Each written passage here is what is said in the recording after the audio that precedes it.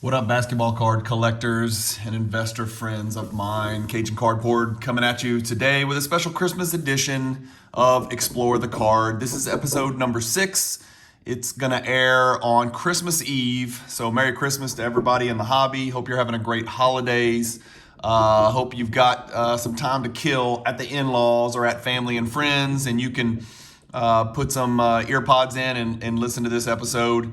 For those of you who have already subscribed, I really appreciate it. Again, I want to reiterate, my dedicated production laptop came in, the software came in, my super smart, young, tech-savvy entrepreneur friend is putting all the pieces together and building out the computer with the video editing software. So this is going to be one of the last episodes that you guys have to watch with old man, 47-year-old Brian pointing his phone at the screen and speaking with an echo.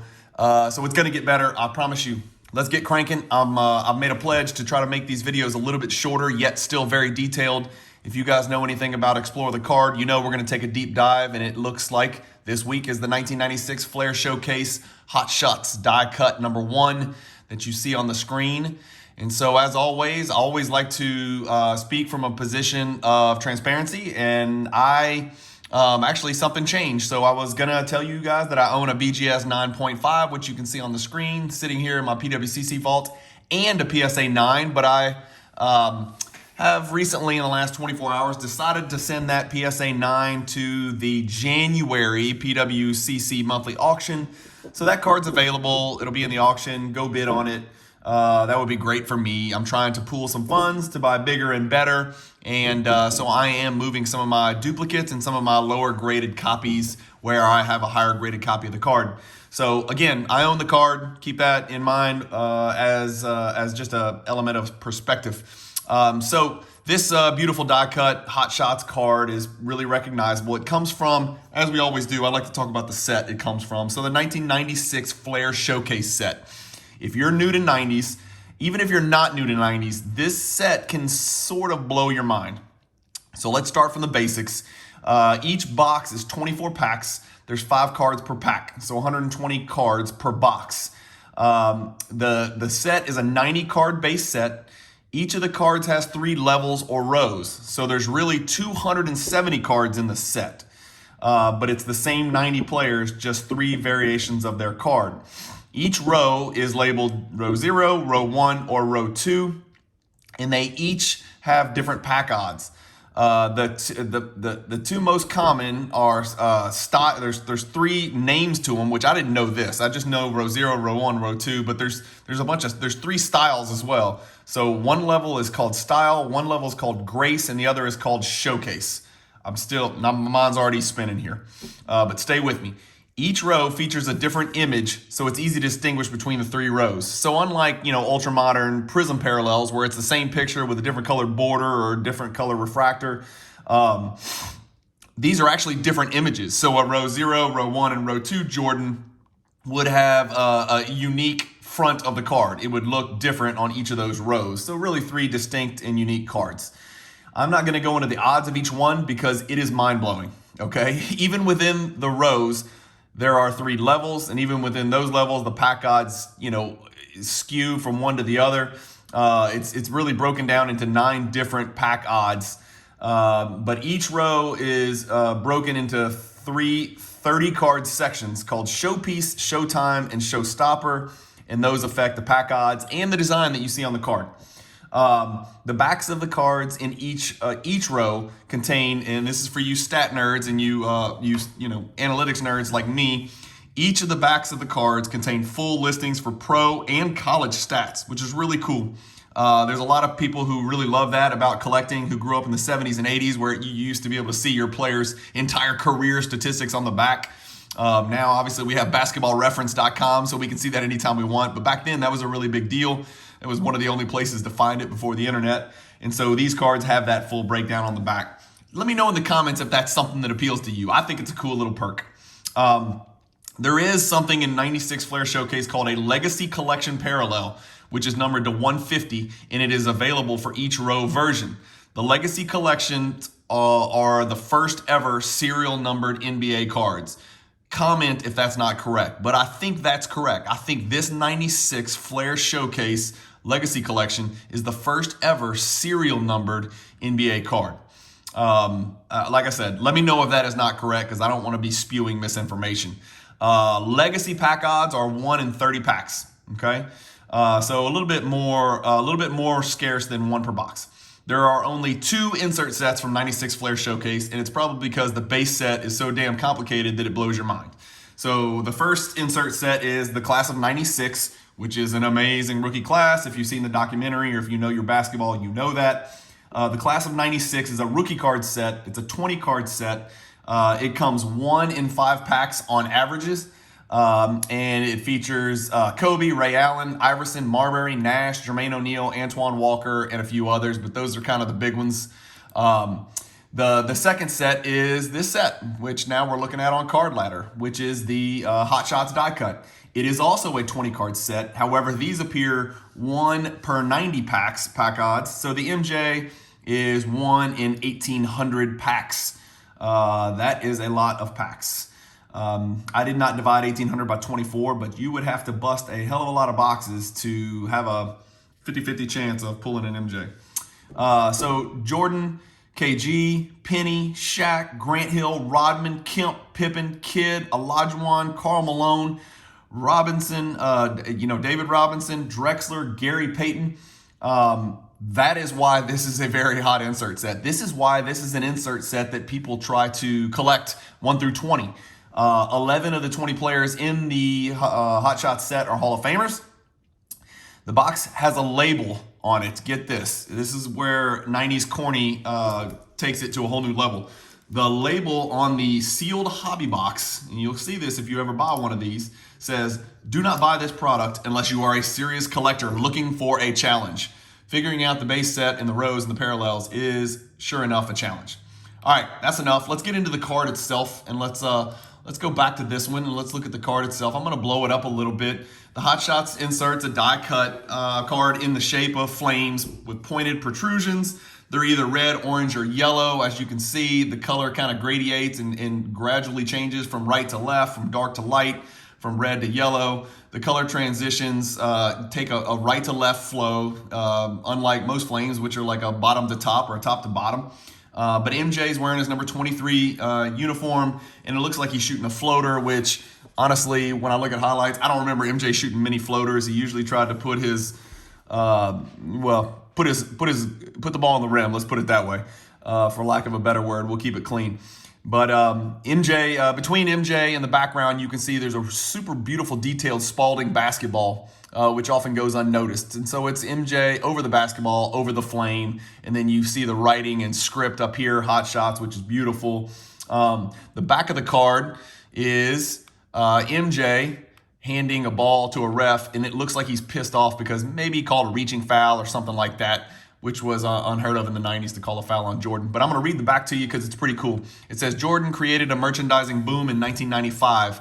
Boy, would they be surprised if they saw 2021, what his merchandise and Air Jordan line is doing right now.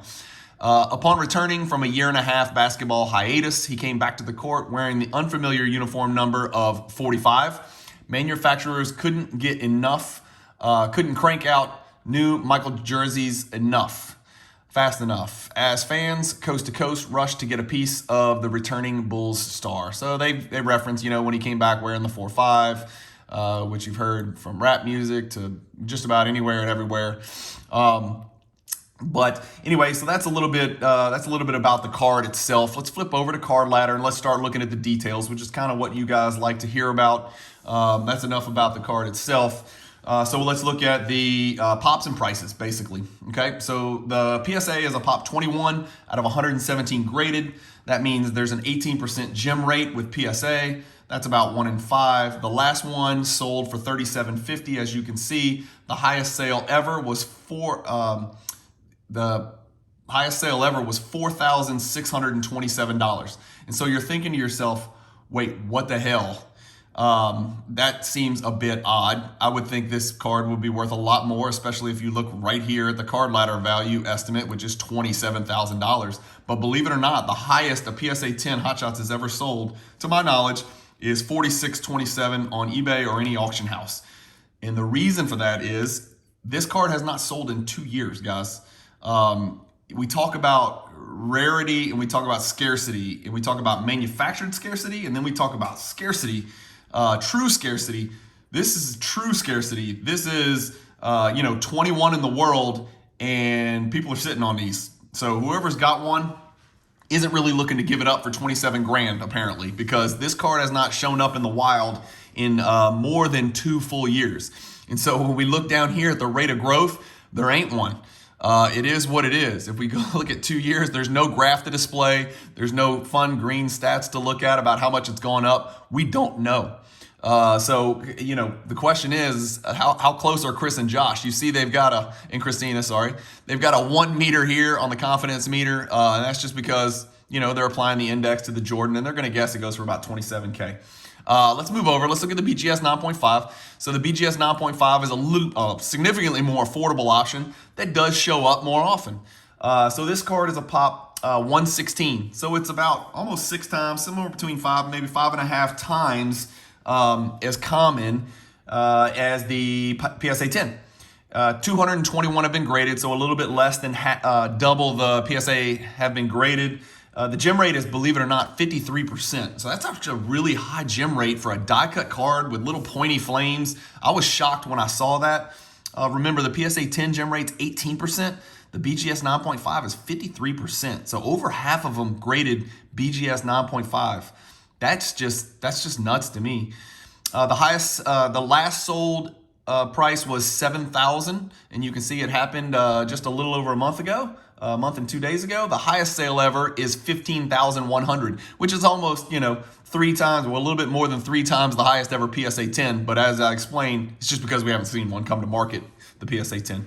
So the last BGS 9.5 sold for $7,000 on November 19th. And Card Ladder's got the value at right about that with a pretty high confidence meter.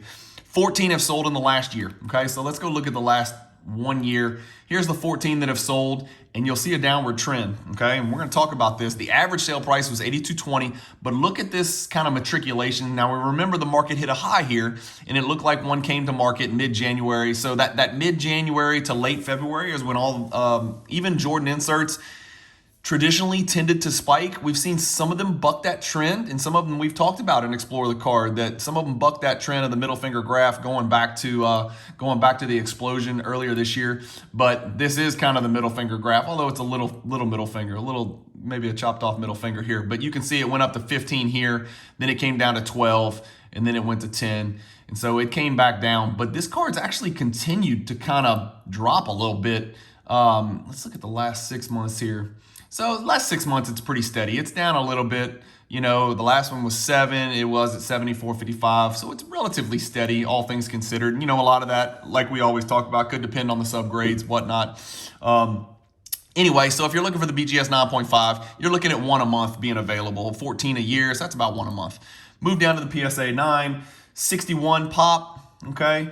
Out of, remember, 117 graded. So for PSA, if you're looking for a 9 or a 10, you got 82 to choose from. Obviously, the price for the 9 is much lower since it's 3 times the pop of the PSA 10. The PSA 10 is just a big time card. It qualifies in my Grail definition, which I'm arbitrarily throwing the number 20,000. If a card's worth more than 20,000, it's a Grail in that grade, just for ease of use. I'm not saying that's a general rule for everybody, but that's mine and that's what I'm going to use. So the last one sold for $5 grand. That's about what it's worth right now. Only 3 of these have sold in the last year. So you're talking about 3 PSA 9 or 10 being sold in the last year, at least in a public form. There's been private sales. I'm sure. I know there have, because I picked one up and it was in a private sale. But this card also, even in PSA, in the last year is down 12.28%. Okay, so the BGS 9.5 is down 44% in the last year. This one's down 12%. Let's look at real quick the BGS 9, which is a really affordable option as well. Also right at $5 grand. So about the same value as the PSA 9, it looks like. Okay, so if you're looking to pick this up in mint condition, you're looking at about $5 grand, $5,500 maybe, worst case. This one sold last week, 8 days ago from the day I'm filming this. So it'll be, I guess, 9 days by the time this comes out, or maybe 10 or 11. but 5,000 is about the right price for that. None of these have come to market. So again, a little bit less than one per month. But if you want this card, you can go find it. The growth rate on this one in the last year here is 13.93% down. So another, a slight downward trend. You see one big spike here, and that again is not surprisingly during that January, February of this year spike, 11,500. So that's the highest sale ever of this card. But if we keep on moving, let's take a look at the card ladder graph, and I'm gonna slide a little bit. Sorry for my amateur hour here with the camera. But let's slide over and look at the graph. And so Card Ladder has this where you can compare all grades, which is beautiful. I love this. For all you stat nerds out there and graph lovers, this is just, it's, perfect. If you look at the all-time, like every Jordan card, it's hilarious. It looks like it's just walking on the ground, and then it jumps higher than Jordan does when he's, dunking from the free throw line. So that's not super helpful. I mean, it's super helpful because it shows you this card was, $300 in a PSA, in a BGS 9.5 in 2007. Wouldn't that have been nice? But let's look at the last year. Just like we talked about, it kind of shows you what's going on. Most of them are down a little bit. And then Card Ladder also gives you a breakdown regarding some of the stuff we just talked about. The last sold, the pop, the market cap, which honestly, I don't dig too deep into market cap because it kind of is too macro for me. But then you get the dollar change in value from beginning of the year to the end, and then you get the percentage change. And so you can see these three are down. So every grade is down. We know that the PSA 10 would not be down because the last one sold for just a few $1,000. But let's look at the growth rate for the gem pops, which we like to do in every episode. So looking at the PSA 10, pop 21, none have been added since April. Okay. If we look at the BGS 9.5, pop 116, none have been added since April, still 116. Okay, that's a cool feature on Card Ladder where you can see how fast that pop's growing. If we were looking at Zion base, PSA 10, Prism rookie cards, it would probably make us want to vomit. But that's another video. What about BGS 10s or Black Label 10s, you ask? Well, there is one BGS 10. And here is what Card Ladder puts for an estimated value when applying it to the Jordan Index based on the last one that sold, which was the only one in 2012. This card was $2,900 in 2012. They think it would be about $55 and change today. There's no black labels. Let's talk about the combined gem population. Okay, if you're like me and you look for Jordan cards in either BGS 9.5 or PSA 10 with no true preference for one or the other, again, we know there's a difference in value. That's not what we're talking about here. I just don't have a requirement, even though I'm OCD, as you'll pick up from these videos. I don't necessarily have to have it in a PSA 10 or have to have it in a BGS 9.5. I have decided that my collection is going to allow either for cards like this. Some cards, the PMGs, the credentials, the rubies and stuff like that, you throw grade out the window. Doesn't matter. But for a card like this is a card that I like to have in a 9.5 or a 10. And as we talked about, I have it in 9.5, but let's look at that combined gem population. So in the PSA 10, we know there's 21. In the BGS 9.5, there's 116. That's 137. So that's a number to keep in mind. So that means it's not super crazy low pop. I mean, 100 is kind of the threshold where it gets really tough because there's usually more than 100 Jordan collectors in the world that want this card in gem condition, but it's a little bit over. It's 137 combined gem. How often does this card sell on the market, you're asking? Well, the PSA 10 has sold 11 times in 11 years, okay? Let that sink in. The PSA 10 has sold 11 times in 11 years on public auctions or on eBay. That is not a lot. If you've got the PSA 10, you're probably nodding your head right now and saying, yep, and it's gonna be 11 times in 15 years. So it's just hard. This card does not show its head very often. I'm not sure what it would sell for, but it looks like, 27.5K is about a fair estimate based on the index. The BGS 9.5, as we said, sells once per month. The PSA BGS 9 mint combined has sold for one per month. So two shots a month, guys. You get 2 shots a month at a reasonable price. We're talking about 2 shots per month sell. Now, let's look at what's on eBay right now. Okay, so believe it or not, on eBay there are, and I probably should have plugged this in. Boom. Let's go here. I'll pull this up real quick for you, and I can keep talking while I'm doing this. Well, you know what? I don't even need to pull it up on eBay because I wrote it down. There are 7 copies on eBay from PSA 8 to BGS 9.5 and everything in between. So if you want an 8, a BGS 9, a BGS 8.5, a BGS 9.5, everything up to a BGS 9.5, not a PSA 10, is available right now for this card on eBay. 2 of those will have ended by the time this video releases, okay? So I don't have that data, but it will skew the data that we've talked about today because 2 of those cards were at auction and they had less than 2 days left. So 2 of those will end, so go check that out and, you know, when eBay sold or go to Card Ladder sales history or whatnot. You want to know how much a box of 96 Flair Showcase, because you've got that fever, right? You've got that lottery ticket and you think you could hit the Jordan insert or one of the other 11 Hall of Famers in the set, Hot Shots, or maybe a Kobe class of 96 or an Iverson. You want to buy a box. There's 10 for sale on eBay. The cheapest one is $9,500. A couple of them are preposterously priced at double comps. But you're looking at $9,500 minimum to buy one. Again, when buying boxes from the 90s, if you're not an expert, and I'm not, if you're not an expert, go lean on somebody who is an expert at buying 90s wax. What you don't want to do is buy a box that's been searched and resealed. What you don't want to do is buy a box that might have been damaged, or there's all kinds of intricacies when it comes to buying 90s sealed wax.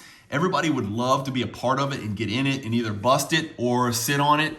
But guys, there's a lot to that. That's a whole nother niche and a whole nother world. So find somebody and lean on them and kind of get their insight as to whether or not you should buy that particular box from that particular seller.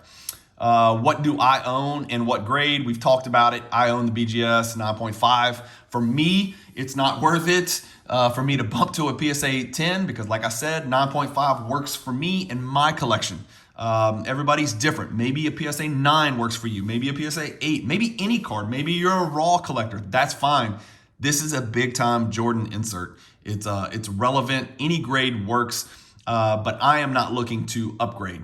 And I have a note on here that I will probably be looking to sell the PSA 9 very soon. Well, I made that decision because I put it in the January PWCC auction. That's just me personally. My thinking is I want as many different, unique Jordan inserts as possible. I can sell the PSA 9, sell a couple other 8s and 9s of other inserts and parallels, pool the money, and buy something bigger and better and badder.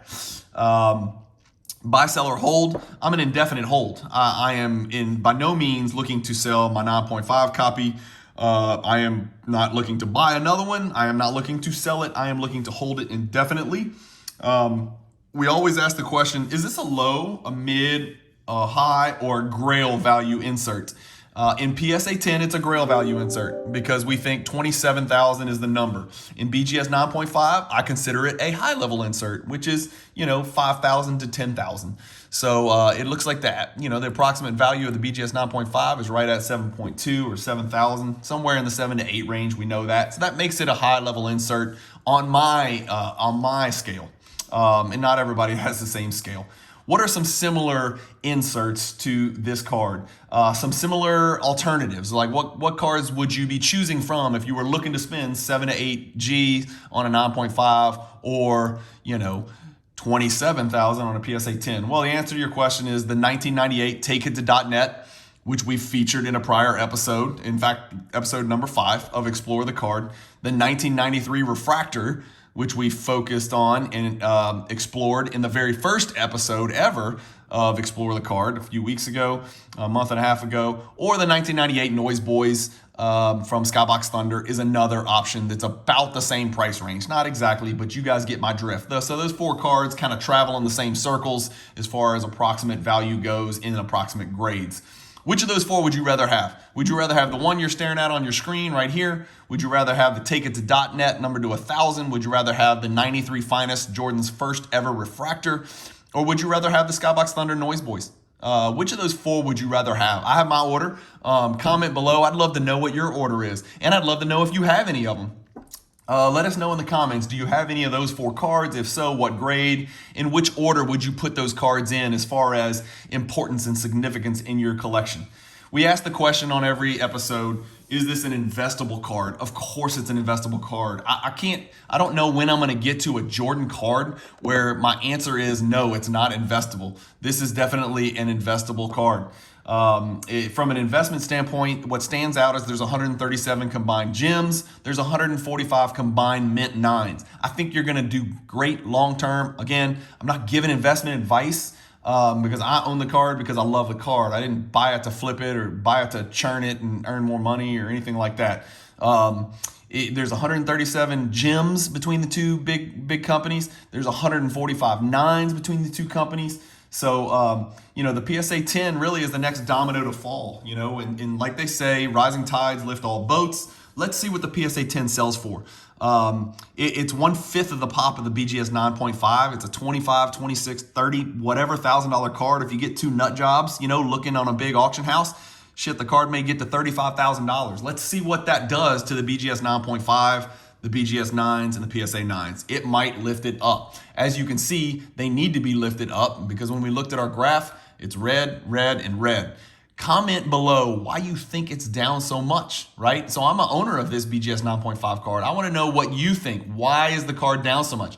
Is 14 sales in the last year a lot? Is that why? Is that because so many of them have come to market? I don't know. Let me know why you think it's down. Nothing's changed about the card. Jordan didn't do anything good or bad. And a lot of the other Jordan inserts are up. Maybe that means it's a good time to jump into this card. I don't know. I'd be curious to see what the watchers think about why this card's down in all three of these mint and gem mint grades. It really might be that just 14 of them have come to market and people were taking profits. Who knows? Don't know.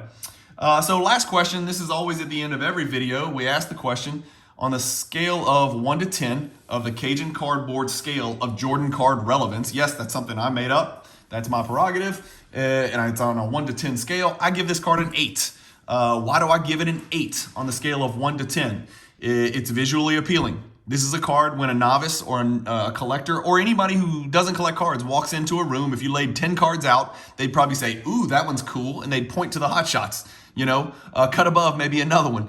But this is a visually appealing card. It will appeal to anyone. You can't look at this card and say this is not a good looking card. It's from a high-end product. So check in the box for relevance. It's die cut. There's collectors out there who collect only Jordan's die cuts or only 90s die cuts. Check in the box. It's a grail card in PSA 10, which makes all the other grades extremely relevant. If the card in 10 is worth more than 20, then the card's going to be relevant in PSA and BGS 9 as well. It's a high-end card in BGS 9.5, but it is obtainable. And that makes it a relevant card, and it's in the market, and it's in circulation. As you can see, 14 have sold in the last year. It really just is an extremely recognizable Jordan card, and I think new entrants into the Jordan market, I think this would be very high on their list of cards that they want to pick up just based on appearance. And popularity, along with Scoring Kings, along with Beam Team. This Hot Shots card, I think, falls into that category. Although it's, a little bit more expensive than those, I think this would fall into the category with those types of cards where if it's a new Jordan investor, it would be early on their list. So anyway, guys, let me know in the comments below what insert or parallel would you like me to feature in episode number 7 or episode number 8 of Explore the Card. I did get a request from a viewer to feature Big Men on Court. Specifically because they wanted to chat about the real and the fakes and how to spot fakes and stuff like that. And while these episodes are not really for that, and I will be the first one to tell you, I am not an expert in that. I always rely on my more knowledgeable, more experienced Jordan collector friends to get guidance on reals and fakes and how to spot fakes. I think there's a good chance the next episode may feature Big Men on Court, which would include the Z-Pete parallel. Anyway, guys, thank you for watching. We're right at 30 minutes. I know I said I was going to get shorter. I just can't do it. I'm trying. I hope you don't mind. Like I said, this will be the last, hopefully this will be the last episode of Explore the Card with amateur hour video and audio. I'm looking to get bigger and better, and just so you guys can continue watching and so we can grow this channel. I do think the content's helpful. I do think I talk a lot, so I apologize for that. I can't tell you how much I appreciate the 90 people who have subscribed to the channel. If you don't mind and if you like what you see, there's a whole library of these. There's going to be a huge library of these by the time it's over because I'm not quitting anytime soon. I'm consistently putting out one per week every Friday at 5 p.m.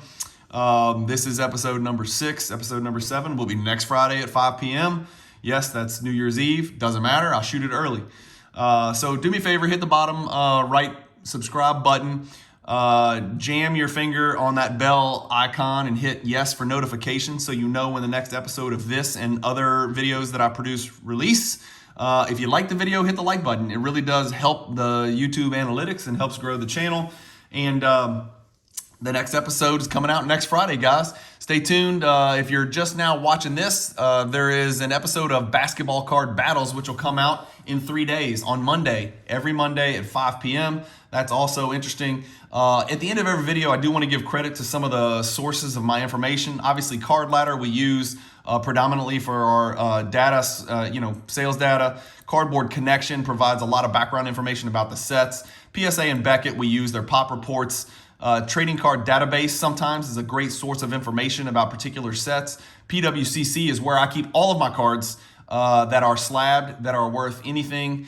They all stay safely and securely in the PWCC vault, so I can show you cards like this in great high detail, scroll, move, motion capture. You can take them, you can cut them, you can paste them, put them in Instagram. And then, of course, basketballreference.com is a great source of historical basketball information. If you're talking about statistics or comparison or awards or achievements, or if you're in an argument about where somebody fits in the historical pantheon of NBA basketball, basketballreference.com is indispensable and is an absolute A1 resource for that information. So thanks again, guys, for listening. Hope you have a great weekend. Merry Christmas tomorrow, and peace.